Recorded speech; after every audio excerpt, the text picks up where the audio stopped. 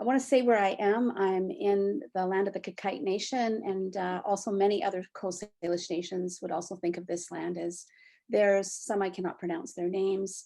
Um, this is near the Fraser River, as we call it these days. And I have a connection to that river because my great grandfather brought Simon Fraser here. So I'm Métis, and that he was a Métis voyageur.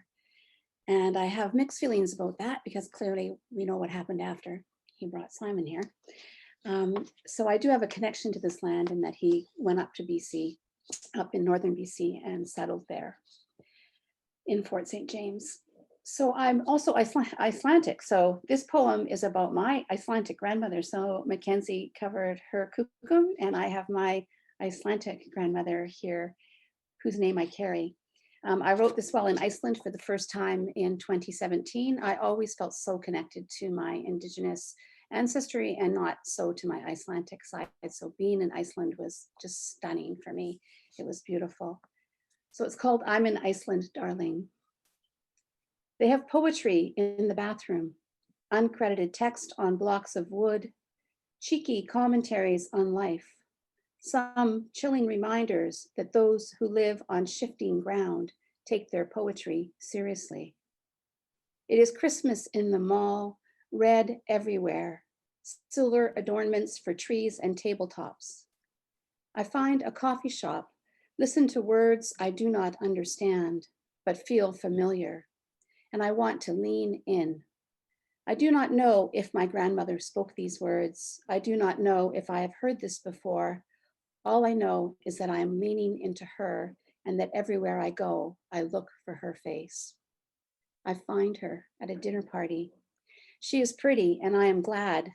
Would she have been single too? A photographer, not a farmer with 17 children?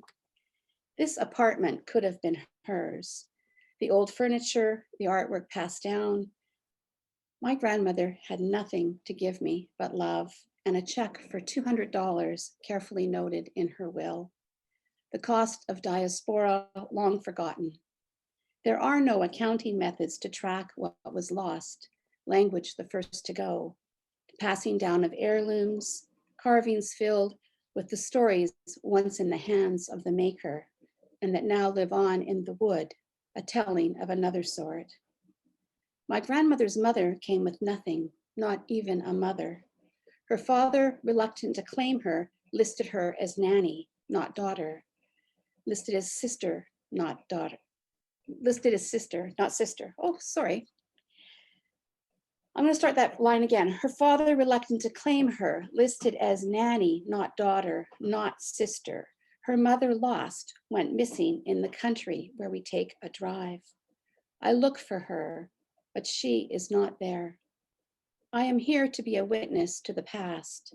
I stand where my ancestors once stood, outdoor governing, a gathering place named Althing. Here, the land, the gods, the little people honored. A short walk, waters dark and deep. We share a coin, make a wish. The land is filled with silence, yet it never stops talking. Tells me it knows me, that I belong to its past. The pristine snow and the heat of the earth bring geyser remembrances. The gushing of watery words made white hot by those who do not live brown.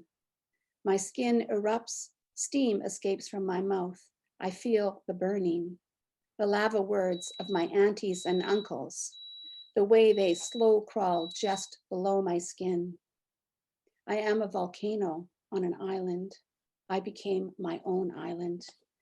I have always been between the wombs of my grandmothers, offered two worlds, one with circles where we lay ourselves open to the warmth of a fire, the other a burning of another sort.